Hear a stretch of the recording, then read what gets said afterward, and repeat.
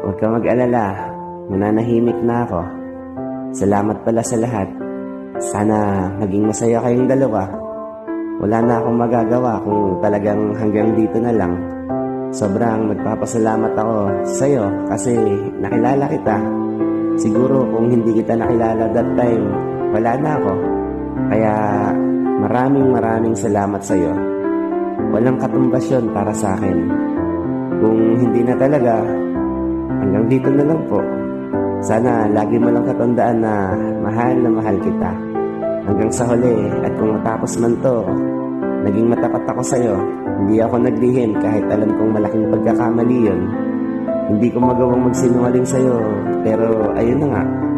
Maraming salamat sa'yo. At mahal, malaya ka na. Mananahimik na ako.